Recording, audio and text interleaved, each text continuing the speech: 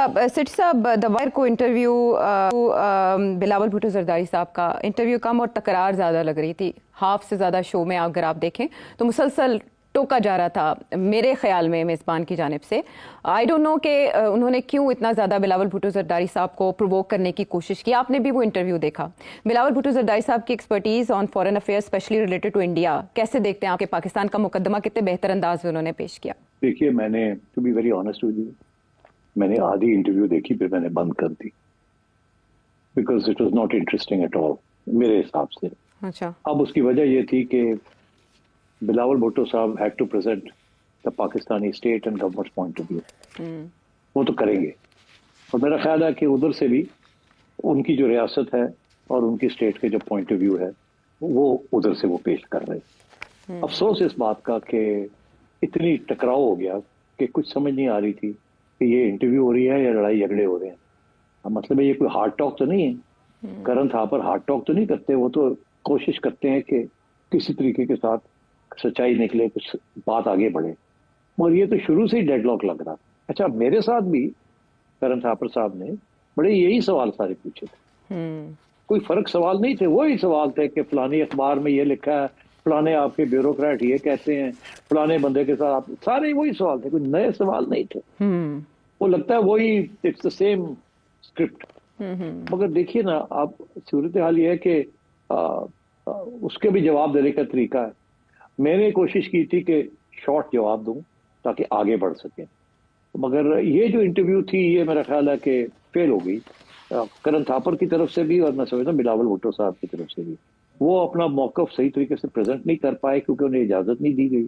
और इजाजत इसलिए नहीं दी गई कि मेरा ख्याल है उधर प्रेशर बहुत था कि आपने ये सारी बातें करनी है, छोड़ना नहीं है, इसी चीज को दोहराना है। अब अनफॉर्चुनेट है इस किस्म की सिचुएशन। मैं समझता हूँ कि इंटरव्यू करने के तरीके बेहतर होते हैं। मगर मेरे लिए एक और सवाल बड़ा इंटरेस्टिंग है।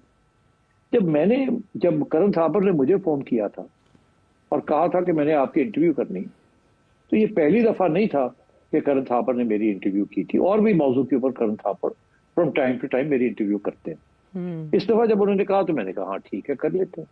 मुझे नहीं पता था क्या सवाल आएंगे या क्या करेंगे या क्या नहीं होगा।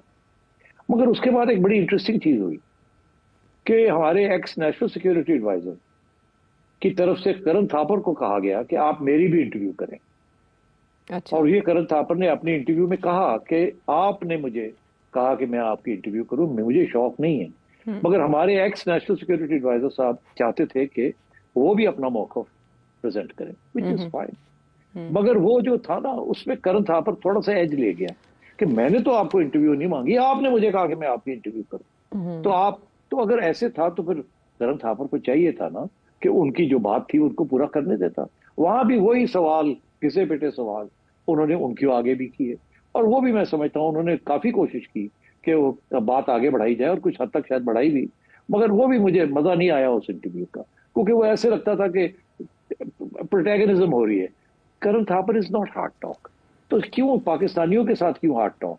बाकी सबके साथ तो हार्ड टॉक नहीं होती किसी के साथ, तो हमारे साथ क्यों हार्ड टॉक होती है? तो इसलिए एनीवे, तो मैं ये समझता हूँ कि बिलावल भुट्टो, अब ये क्या करण थापर ने खुद कहा कि बिलावल भुट्टो साहब को अप्रोच किया कि मैंने आपकी इंटरव्यू करनी है, आई डोंट नो, या हमारी तरफ से इशारा हुआ, उनको कहा गया किसी के जरिए या डायरेक्टली कि मेरी इंटरव्यू करें, आई डोंट नो। अगर तो हमारी तरफ से ये था कि मेरी इंटरव्यू करें तो फिर तो वो उसने हार्ड लाइन लेनी थी।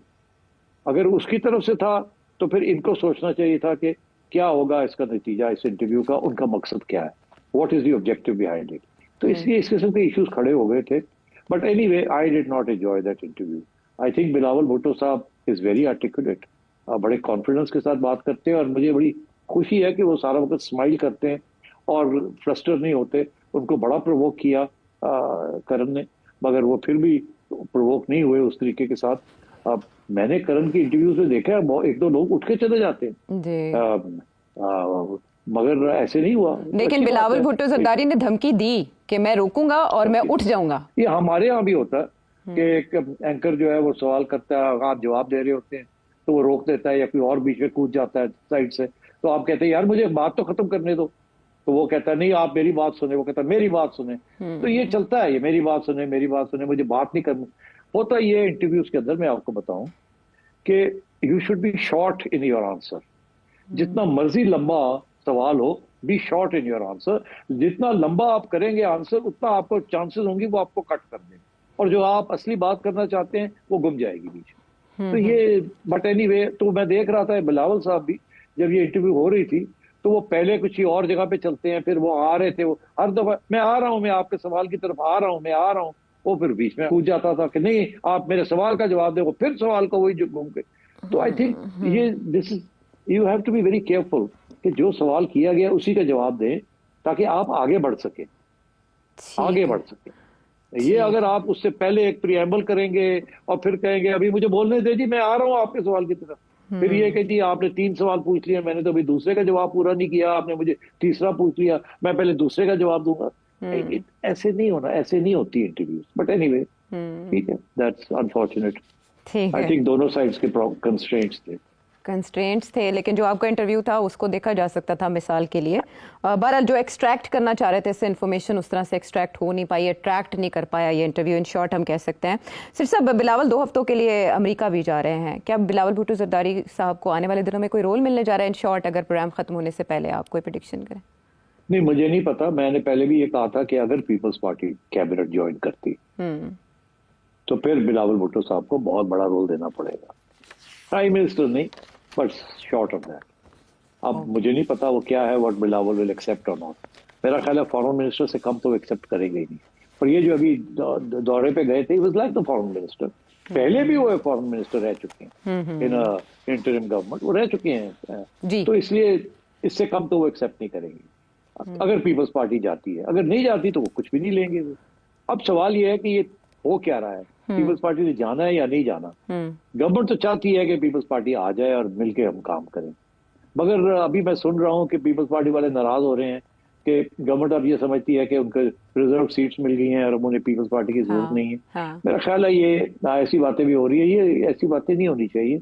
ये नौजवान किस्म के लोग जो हैं नून लीग के अंदर, वो गुस्से के अंदर ऐसी बातें कर जाते हैं, बट ऐसी बात होनी नहीं चाहिए। पीपल्स पार्टी आपके साथ है और पीपल्स पार्टी ने कुर्बानी भी दी है टू प्रॉप यू अप। उन्हें कोई जरूरत तो नहीं थी, वो अगर ना आपके साथ खड़े होते तो आप हुकूमत नहीं बना सकते थे, तो इसलिए उनको रिस्पेक्ट तो करना चाहिए।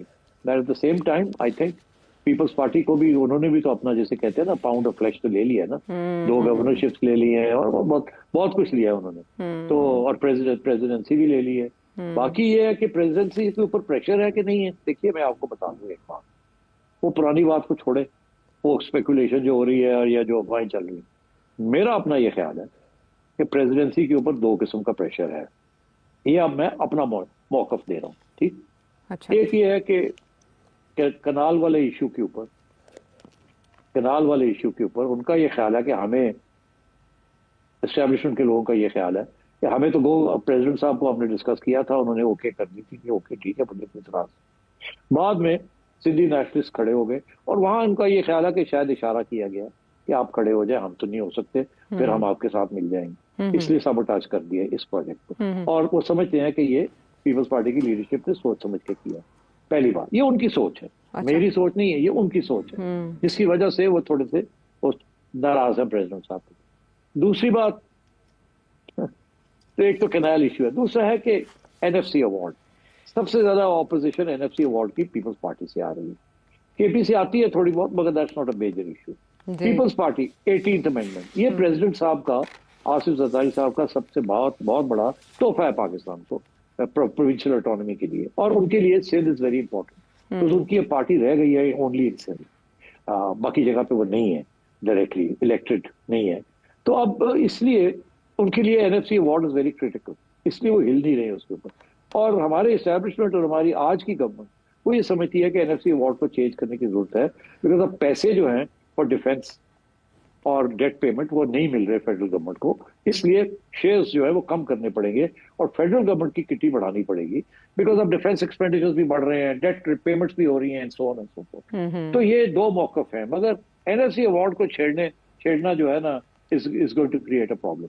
तो ये 2 चीजों के ऊपर जरदारी साहब जो है वो डट गए और पीपल्स पार्टी डट गई। इसलिए मेरा ख्याल है कुछ नाराजगी हो रही है कि ये पीपल्स पार्टी हमारे रास्ते में फिर गड़बड़ कर रही है। तो मैं समझता हूँ ये प्रेशर टैक्टिक्स भी होते हैं कि एक तो ये कि कैबिनेट में आ जाए तो फिर शायद वो थोड़ा नरम हो जाए, फिर उनके ऊपर प्रेशर भी डाल सकते हैं कि जी आप तो कैबिनेट में भी आ गए हैं, आपने तो खाना पीना भी ले लिया इधर से, अब हमारा सपोर्ट करें and so on and so fourth. तो कैबिनेट में बैठ के तो नहीं ना कर सकते। अगर कैबिनेट कहती है कि जी एनएफसी अवार्ड करना है, तो चेंज करना है, तो फिर Peoples Party will have to go along with it, नहीं तो कैबिनेट में नहीं बैठ सकते। तो इस किस्म की चीजें चल रही हैं, and I think that's where some of the stories are coming from.